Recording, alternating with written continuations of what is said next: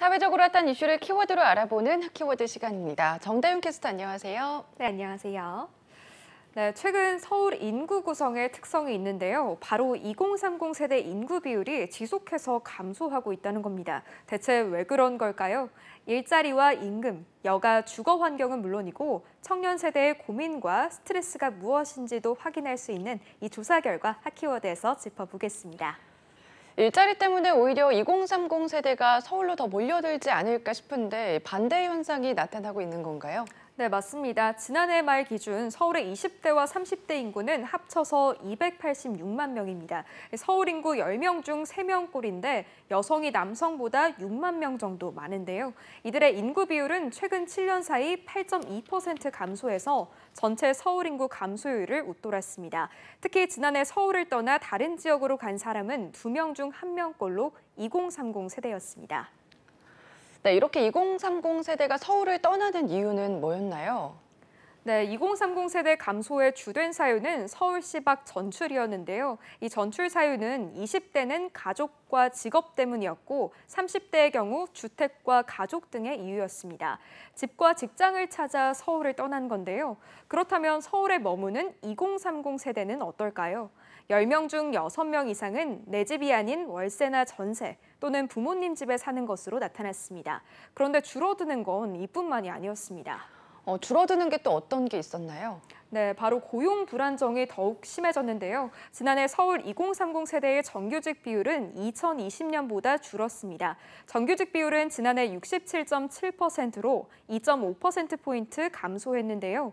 무기계약직과 기간제 계약직, 유급 인턴 순으로 많았습니다. 특히 고용이 불안할수록 수면 시간도 더 짧아졌습니다. 유급 인턴의 수면 시간은 6시간 7분, 정년이 있는 정규직의 수면 시간은 6시간 44분이었습니다. 네, 고용 형태가 수면 상황까지 영향을 주고 있었는데 급여도 비슷할 것 같아요. 네, 맞습니다. 급여는 당연히 20대보다 30대에 더 증가했지만 성별에 따른 급여 차이도 함께 나타났는데요.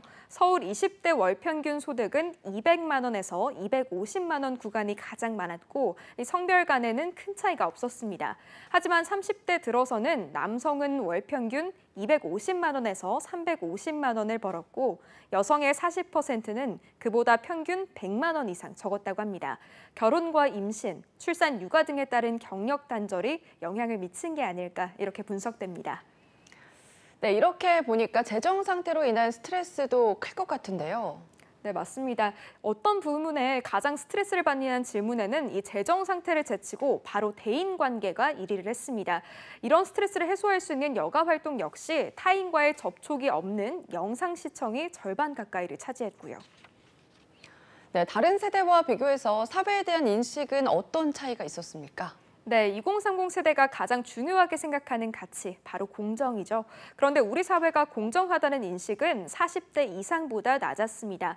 어느 한 부분만 그런 게 아니라 교육기회 평등, 취업기회, 법 집행과 성평등까지 모든 항목에서 2030 세대가 40대 이상보다 낮은 점수를 줬습니다. 그런데 2030 세대에서도 여성이 남성보다 더 불공정하다고 느끼는 것으로 조사됐습니다. 네, 2030 세대에서도 성별 간의 인식 차이가 여러 부분에서 드러나는데요. 다른 부분도 마찬가지인가요? 네, 특히 여성의 사회 참여 확대 정책에 대해 인식 격차가 벌어졌는데 남성의 경우 긍정적인 답변이 4년 연속 줄었습니다. 결혼은 반드시 해야 하고 또 자녀가 반드시 있어야 한다는데 남성이 여성보다 더 높은 수준으로 동의했습니다. 네, 서울에 사는 2030 세대의 평균적인 삶의 모습과 사회에 대한 인식까지 짚어봤는데요. 이번 조사 결과를 바탕으로 2030 맞춤형 정책 마련이 필요해 보입니다. 지금까지 핫키워드 정다윤 캐스터였습니다. 고맙습니다.